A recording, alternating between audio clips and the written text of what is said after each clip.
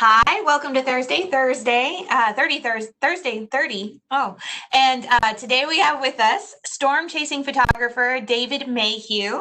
And so I'm going to throw it to Dave to tell us more about himself and give us a presentation on what it is he does. So Dave, it is all you. Okay. So I'm over in Colorado. I'm a storm chase photographer. As you can probably tell, I'm originally from England. I originally had an engineering degree, which brought me to the US as a design engineer. And then digital photography came out. So the switch from AutoCAD across to Photoshop was kind of a downgrade, to be honest. So it was a natural progression. So I got out of the 9 to 5 and studied photography. The same college that I was studying at, the College DuPage in Chicago suburbs, also has a meteorology program.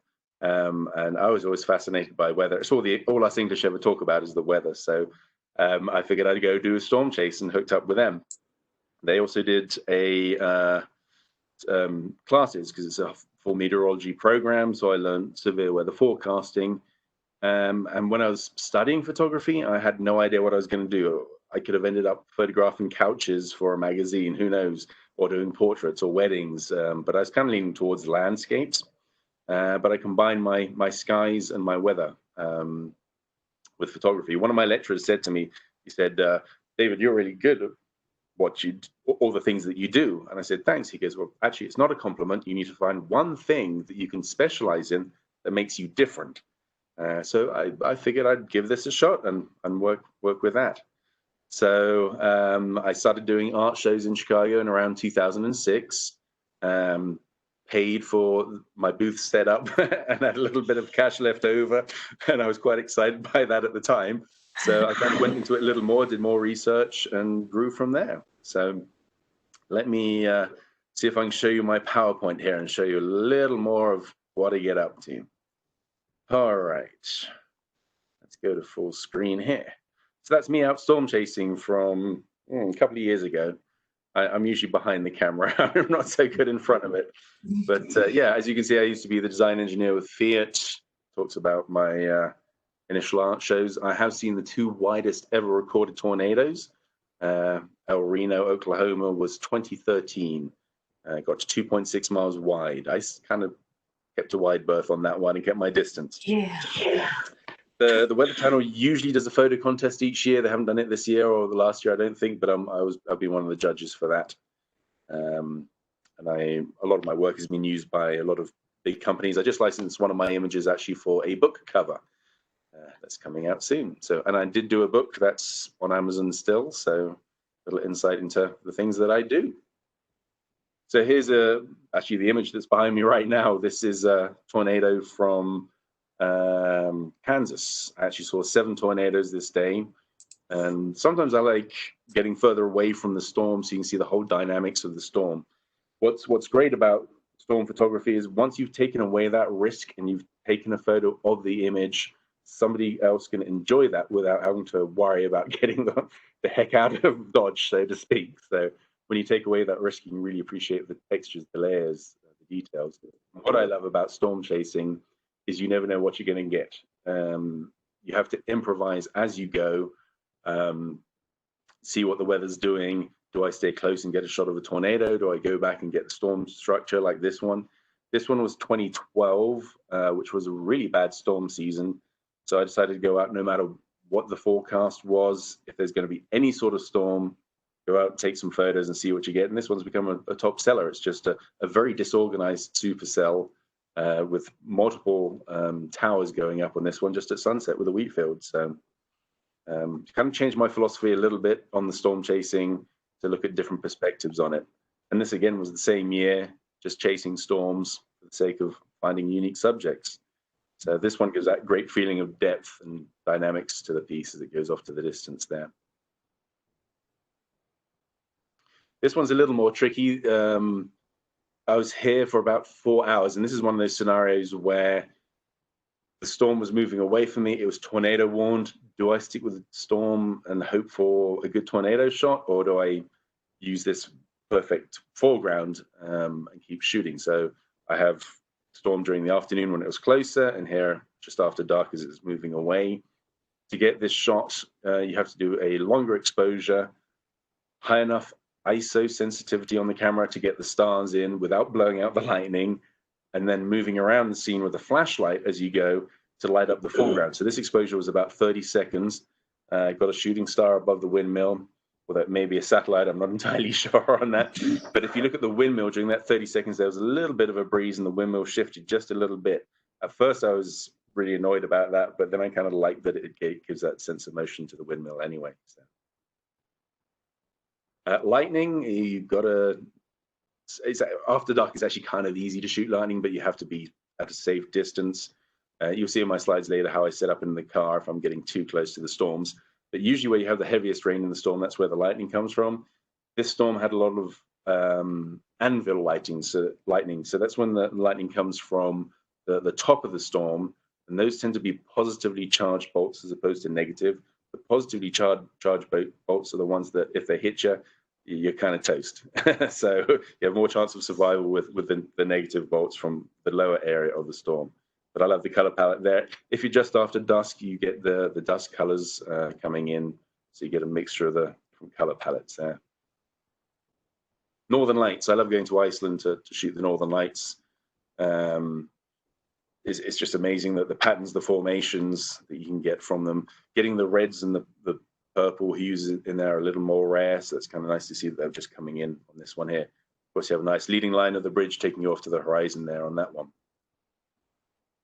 And this again is Iceland. This is what I call my National Geographic shot. It's less about the storm and the weather, but just a nice composition with a cool subject matter. This is a 100-year-old shipwreck on the beach in Iceland. I've done, I think it was like 3-minute exposure. I had really heavy darkening filters on the lens, so you get that feeling of motion off to the horizon, which really draws the focal point in on to the shipwreck there. Were you shooting that one with the flashlight as well? No, this one was daytime, so just the neutral density filters really drop down that exposure so I can extend the time to get the shot. But it's all natural light in this. That's great. So talking about storm chasing, this is the kind of setup that we like in spring. You get a nice low and you get the division between the hot and dry air, the warm moist air coming up from the Gulf. Once you get moisture moving in sort of April time, we like to say that the Gulf is open for business. So that's when the storms roll in. One of my friends, actually, Victor Gensini, who is meteorologist and teacher at NIU, Northern Illinois University, did a paper showing that global warming is causing Tornado Alley to actually move further east. So you're now seeing a lot of early season storms in what we call Dixie Alley, which is Tennessee, Alabama, Louisiana. And that area is not great for chasing. It's more hilly, more trees, more populated. So I don't go out for that. Usually the early season stuff is more of a squall line and not so photogenic anyway. So I wait for sort of May and June when it's closer to home up here in Colorado. Do let me know if there's any comments that are coming up, because I can't see them right now. Maybe I could bring that up. But, see, I'll open the chat so I can see those if anything comes up. So this is some of the gear that I've got. I've actually got a new tripod since. I did buy the telephoto lens, so I didn't have to get too close to tornadoes, but I use my wide angle more than anything in those. Oh, I also have some new lighting gear, because when I do nighttime stuff, I was actually just photographing a church about 3 weeks ago. I set up colored gels inside the church with these lights, so it gives a little more depth with the windows and showing a bit of the interior of the buildings. Let's see, is it going to go to the next slide, or is it frozen? There we go. The most important piece of equipment for me is my car, because I need to be able to get there and get away safely. If I can't get to the storm, I can't show anyone what I've got, it's no good to me. So I actually have a Subaru Forester, which now has a few hell dents in it. And what I look for when I buy a car is reliability, so it's not going to break down on me. Visibility, so I can see what's coming at me. Fuel range, nothing worse than getting to a beautiful storm and running out of gas and having to turn around. Yeah. Which I know one of my friends has a Ford Escape and he carries extra tanks of gas on his roof because he's something like a 10-gallon tank. So, and the ability to go off-road. One of my favorite things of everything I do is to get off the main road, take the dirt country lanes, crank up the music, and just cruise with the storm following behind, look for a cool subject, a windmill, an old barn, abandoned house. Another thing that's important, as I was saying earlier, is when I'm doing lightning, I always make sure I have a hatchback so I can sit in the car, because the car acts as a Faraday cage. If the car is struck by lightning, you should technically be safe in the car. Right. Have the camera set up outside, so then I just use a cable release to fire off the camera. So that's my little impromptu image. I swear, didn't you mention tripods? You were going to talk about tripods because you're not a fan of tripods, right? It's kind of funny. I did a lecture at the Storm Chase convention in Denver when I had a book out in 2017. And the year before, another photographer had done a talk. He does black and white and film. His favorite bit of equipment was the tripod. My least favorite is the tripod because it limits creativity. Mm-hmm. What you end up doing is you set it up at the same standard height and take your shot. It takes time to set up. If it's getting dark, yes, you do need one. If you're doing lightning at night, absolutely need it. But it's just such a hassle to, you jump out your car, you've got a storm heading at you, strong winds, maybe a tornado. You've got to open each leg, set it up, get your camera on there, direct it, get your shot set up and shoot. You don't have a lot of time. If you want to change height and up and down, you've got to move all three legs with multiple clips. So when there's enough light, what I try and go for is the Monopod. This one has a squeeze handle so I can adjust the height instantly. And it allows me to get up, down, move around, be very flexible. So it gives me that stability in the three degrees of motion, as opposed to the 6 that you get from the tripod, but it's enough to give you a slower shutter speed in slightly darker situations and still get the shot in, hopefully in focus and correct. But it's much more flexible for my jump out, get the shot and get going. The rule of thumb for hand holding a camera is 1 over the focal length of the lens that you're using. So if I'm shooting with a 100mm lens, 1/100th of a second is what's recommended for hand holding. Now, this is going to vary from person to person. Some people are going to be more stable than others. Some people can get away with more. A lot of cameras now have image stabilization, which may help a little more than this. But this is a kind of general guideline as to where you want to be if you're hand holding to take a shot. I'm currently using this Sony A7R II.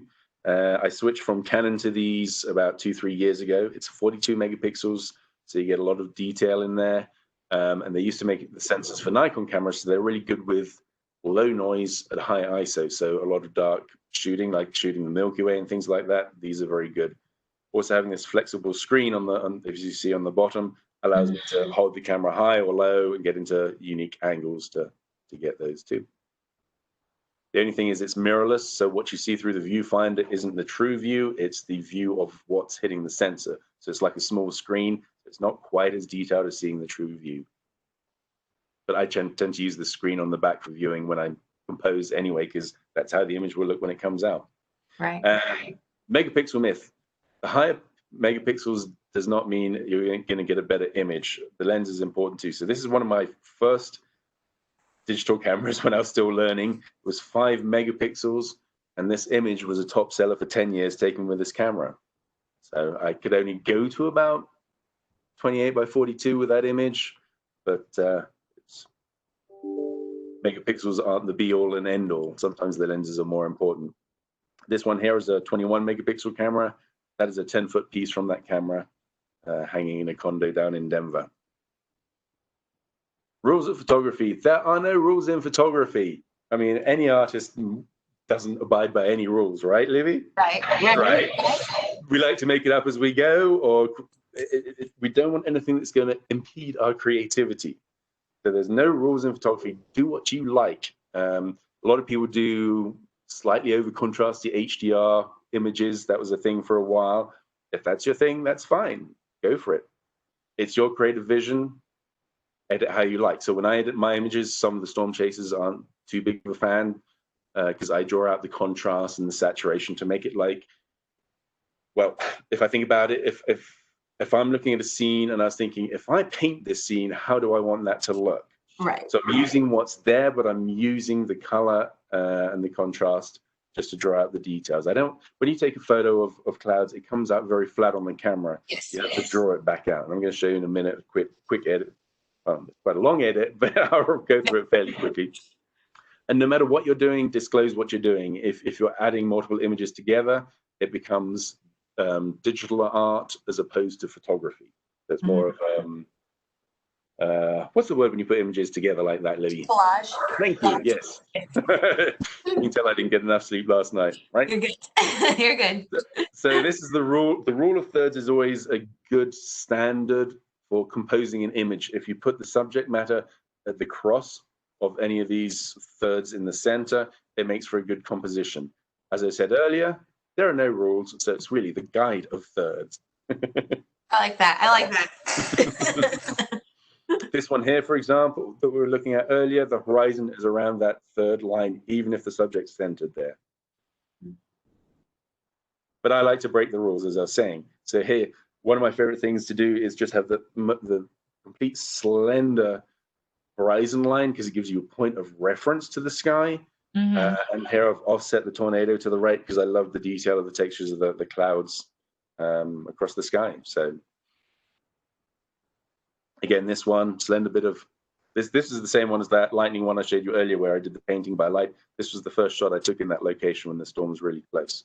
So again, the barn's about at a third to the left on that left side, but just the slender horizon to get more sky in. Leading lines is also a good composition. It draws your eye into the image. It takes you on a trip into the image. So your eye goes straight down to the horizon on this road, as it does with a railway track here. It takes you through to that grain elevator. That grain elevator is so small that if that train track didn't lead to it, you probably wouldn't even consider it a focal point in the image. So it takes you under the storm there. Here you've got the crops moving into this tornado that's just forming in Nebraska. So you get a little more motion as your eye goes around into that tornado. And I love the way that kind of gives a motion, a feeling of direction on the ground, which mimics the sky's rotation motion as well. If you have a really wide shot and you're too close to the storm, especially in the old days with cameras that magnified the image by magnification of about 1.6, you can take multiple images and stitch them together for one final image. You have to be careful with distortions on that though. I edit with Lightroom primarily. It's more geared towards just photography, whereas Photoshop is geared towards everything like architecture and design and magazines. There's a lot to Photoshop. Photoshop does everything Lightroom does, but Lightroom deals purely with the image as it is, without allowing you to distort, manipulate, layer different images. So it's more of a pure editing format, and it has non-destructive sliders. You just slide up and down a thingamajig and it changes the contrast to 100% or down, and you see if you like it or not. And if you don't like it, you can come back later because it doesn't deteriorate the image at all. It keeps updating with the latest features that Adobe comes out with, and it's great for archiving, selecting, and searching images. Here's the general layout. You can see all my different folders on the left, and then you see some of the images on the right, which I can color tag. I can rate by different amounts of preference. It also has this cool map feature, so I can see where I took all these photos. My old camera used to have a GPS automatically in the camera. I now have to kind of manually go through that and add them. I'm going to run through this fairly quickly though. This is how the image comes out of the camera.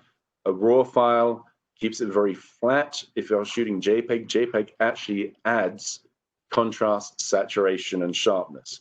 So I do a basic edit, which brings it more to what you would see with a JPEG.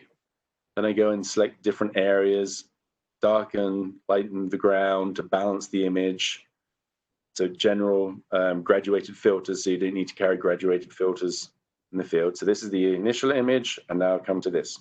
So I'm making good progress. I could stop there, but I wanted the skies a little darker, and I do perspective correction because the gates on the ground are kind of leaning out a little too far, so I want to make that look a little more natural. Crop back in, darken some of the overexposed areas, and doing a vignette around the edge draws the eye into the center. This shows sharpening. It shows the amount of sharpening and where it's being applied. So it can only apply it to the detailed areas. If you do too much sharpening, you're going to sharpen the noise in the image, which makes it more grainy. The horizon line there, you can see it's turned red. That's the area that I'm now darkening because it was slightly overexposed. Just bringing that back into focus. By this point, I need a break from the screen, so I go away. If you stare at the monitor for too long, you'll get totally lost in it. You get totally dazed, and I'll come back and think, "Oh my God, what I was thinking," and I'll draw stuff back. I may have over-edited. It's so true, though. It's so true. Yeah. So here I'm just drawing, adding a little contrast into the main center of the storm, so that pops that, so that makes that more of a focus center. Then just squaring it off, cropping it, removing noise. Well, no, this is dust. Often in the field I get dust because it's windy and it's dusty. I now actually have two cameras so that I never change a lens on the camera in the field. Otherwise, you're going to get your sensor really dirty. So that's my kind of way around it. And there's the final image. All ready to roll. This was a storm in New Mexico, a big rotating supercell, which did produce a tornado. I'm just going to have a quick look at tornadoes, and then I'll leave open for some questions in just a second, if that's good. Here's a big wedge tornado. This one was on the ground for 90 minutes and was half a mile wide for all of that period, but it only moved at 17 miles an hour. This is the same storm a little later on. This storm was reported as a multi-vortex. This here is the whole rotating wall cloud, but the multi-vortex was just on the ground where you see little spin-ups of little tornadoes there. Another multi-vortex kicking up a lot of dust. You can see in the distance, this is a horizontal roll, which is a sign of a strong storm. So question, is this a funnel or a tornado? What do you think, Libs? I don't know. I guess I don't know the exact definition of a tornado. So a tornado is a funnel cloud that has the rotation on the ground. So even though the condensation funnel hasn't reached the ground, you're seeing the rotation on the ground. It is now a tornado. So this is a touchdown. This is a tornado. Touchdown. Okay. Yeah. Which then turned into this. This is an elephant trunk tornado because it looks like an elephant trunk. Yeah, it does. Stovepipe, where it's the same width all the way up, kicks up a lot of dust. And this one, I have no idea what you call this. I call this the Crayola coloring crayon tornado because that's what it looks like. And then that turned into more of a cone because it looks like an ice cream cone. This is a rope for obvious reasons. And that's my tornadoes. Oh, that's great. That's great. So let me see if there's any questions that we have. But while I'm waiting to see if there are any, what's probably been the most dangerous scenario that you've been in, intentionally, unintentionally? Well, that El Reno tornado was really scary, but because it was so scary, it was also low contrast. And when you can't see what's going on, there's no point getting close because I can't get a good photo anyway. So I kept my distance from that. Right. Yeah, there was that one. We actually lost 3 storm chasers to that one. Then there was a storm I'm trying to remember the name of the town. It was in Nebraska. The tornado was about 4 miles away from me. And I just got a new car, the Subaru, and I was playing it safe. I decided not to take the dirt roads and to stick only to the paved roads. But what's called the rear flank downdraft, which is descending air that comes behind the tornado and helps spinning up, came through with 100-mile-an-hour winds and blew out all 3 windows down the side of my car. So that was a little harrowing, especially when you just got a new car as well. Yeah, I can see that. Yeah, the inside, especially the roof, got a little lined with mud. So I had a lot of cleaning. Well, so kind of in the same vein, piggybacking off of that, one of the questions asked, so have you ever been scared for your life while taking these photos? You've got to have a healthy respect. And if you don't start getting scared with some of these, then you're going to take silly risks and make the wrong move. So, yeah, there was a storm. It was September last year, and I had 3-inch hail coming down, and the storm was moving really fast. So even though I wasn't really at risk from anything massive, maybe a broken windshield or whatever, it's still nasty having these big bombs of ice coming down around you. And as they hit the ground, they just explode. So I do have one big dent on the car from that one. So I call them medals of honor. A friend of mine was down in Denver and he just had a hailstorm at home and got a lot of dents in his car. So I called that stolen valor. Nice. Nice. I like that. But well, okay. So what would you say, what has been the biggest difficulty breaking into the industry? Because I know photography nowadays, I mean, people are doing it from their cell phones, things like that. You know, it's become way more accessible, which is great. And I'm also certain from an artistic standpoint, not so great. I had to learn to let things go because, for example, if I was doing a show in Chicago in June and there was a tornado in Nebraska that was amazing and I couldn't be there, the first number of years, it was like, really got to me, especially if I wasn't having a good art show either. That made it even worse. But, you know, you got to balance it. And when I first started chasing with the college, you had an allotted week you would go chasing.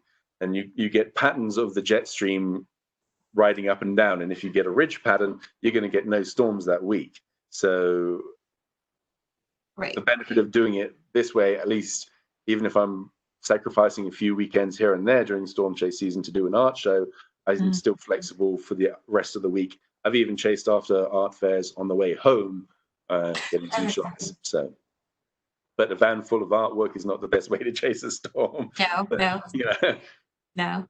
Different rules there.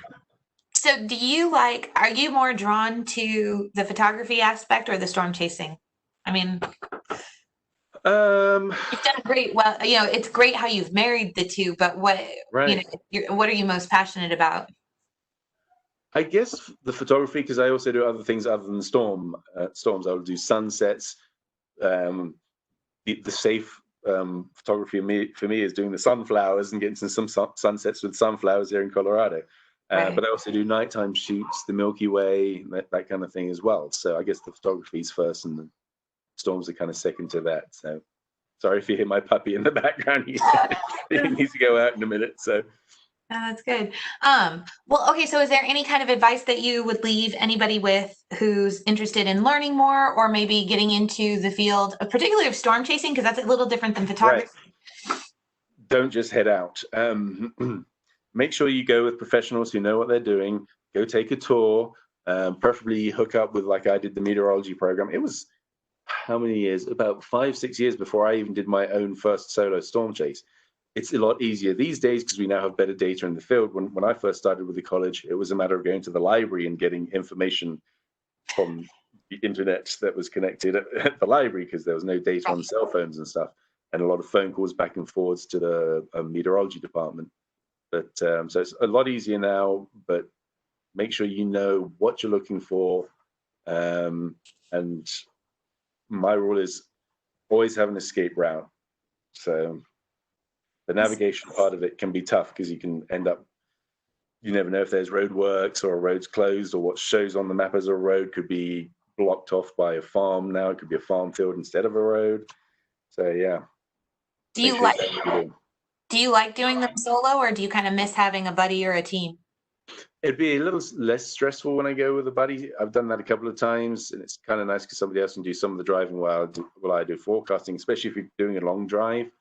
But I just like being out there on my own because then I don't feel like I'm having to try and keep somebody else happy to get. I mean, if I'm with somebody else and they want to see a tornado, and I think, well, the structure on this storm is great, and I want to shoot the structure, I can pull over when I want, do what I want, eat when I want. Right. No, that makes sense. Well, that's basically like our time. Awesome. That I figured it out about right. Yeah, I know you figured it out just about right. So thank you so much for joining us. And I know could you share your contact information one more time? I can try. Let's have a look. And while you're doing that, next week we have musician Myrna Clayton will be joining us next Thursday on the 29th. But this is Dave's information. So if anybody wants to contact him, I know he's a friendly guy and would be quite open to it, especially hitting him up on Facebook and that sort of thing. Do check out the website. I always have a storm chase logs, and you can see sequence of the storms, how they developed through the storm chase day and shots I got out of them. So yeah, well, that's great. Well, thank you so much, Dave. Alrighty. All right, we'll see you then. Thanks for tuning in, guys. Okay, bye. Bye.